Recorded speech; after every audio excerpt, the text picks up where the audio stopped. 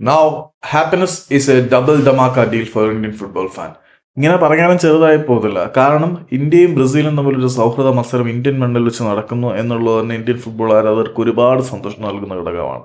പല Indian football താരങ്ങളും വളരെ അവിശ്വസനീയതയോടെയാണ് ഈ വാർത്ത കേട്ടെങ്കിലും പിന്നീട് അതിൻ്റെ കൺഫർമേഷൻ വന്നപ്പോൾ തങ്ങളുടെ എക്സൈറ്റ്മെൻറ്റ് സോഷ്യൽ മീഡിയയിൽ അവർ പങ്കുവെക്കുകയും ചെയ്തു.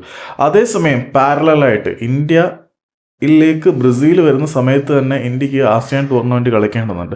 അപ്പം ഇന്ത്യ വല്ലപ്പോഴും കളിക്കുന്ന മൾട്ടിനാഷണൽ ടൂർണമെൻറ്റുകളിലൊന്നാണ് ആസിയാൻ പണ്ട് ഇവിടുത്തെ ഇന്ത്യയുടെ കയ്യിലായിരുന്നു. മറ്റു ടീമുകളാരും അത്ര ശക്തരല്ലാത്തതുകൊണ്ട് ആസിയാൻ കളിക്കുന്ന രാജ്യങ്ങൾ ഏതൊക്കെയാണെന്ന് അറിയാമല്ലോ. തെക്ക് കിഴക്കൻ ഏഷ്യൻ രാജ്യങ്ങളാണ്. അവിടെ ഇന്ത്യ കിരീടം വെക്കാത്ത രാജാക്കന്മാരായിരുന്നു, സാഫ് പോലെ തന്നെ. പിന്നീട് അവിടെ പവർഫുൾ ആയിട്ടുള്ള ടീമുകൾ വന്നു തുടങ്ങി, ടീമുകൾ കരുത്തരായി. ഇന്ത്യയുടെ അപ്രമാദിത്യം ആസിയാൻ ടൂർണമെൻറ്റിലും അവസാനിച്ചു എന്നുള്ളതാണ് സത്യം. നമുക്ക് റാങ്കിങ്ങിൽ കുറച്ച് ബെറ്റർ ആവാനുള്ള ഒരു ഓപ്പർച്യൂണിറ്റിയാണ് ബ്രസീലിനെതിരെയുള്ള മത്സരത്തിനെ കൂടാതെയുള്ള ആസിയാൻ ടൂർണമെൻറ്റ്. അപ്പോൾ 2 മത്സരങ്ങളും ഒരേ സമയം നടക്കുന്നതുകൊണ്ട് ഇന്ത്യക്ക് പങ്കെടുക്കാൻ പറ്റില്ല എന്നൊരു ആശങ്കയുണ്ടായിരുന്നു. പക്ഷേ ഓൾ ഇന്ത്യ ഫുട്ബോൾ ഫെഡറേഷൻ അല്ലെങ്കിൽ ഫുട്ബോൾ ഫെഡറേഷൻ ഓഫ് ഭാരത്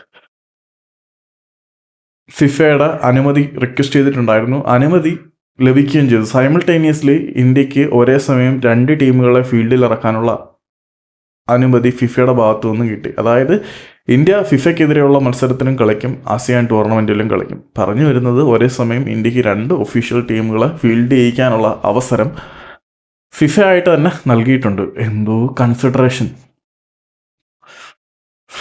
ഈ 130 കോടി ജനങ്ങളിൽ നിന്ന് എണ്ണിപ്പറക്കി നല്ലൊരു 11 നമുക്ക് കണ്ടുപിടിക്കാൻ പറ്റുന്നില്ല എന്നുള്ളതാണ് സത്യം.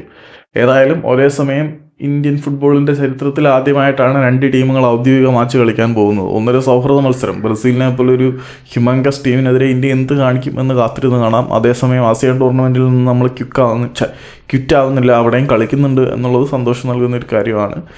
Thank you. ഇവിടെ മുല്ലപ്പെരിയാറിൻ്റെ ഒരു വീഡിയോ ചെയ്തായിരുന്നല്ലോ, അതിന് യൂട്യൂബിൽ നല്ല സപ്പോർട്ട് ഇല്ലെങ്കിൽ ഞാൻ വെറുതെ ഒന്ന് ഫേസ്ബുക്കിലിട്ടതാണ്. അതവിടെ കൊളുത്തിയിട്ടുണ്ട് കേട്ടോ.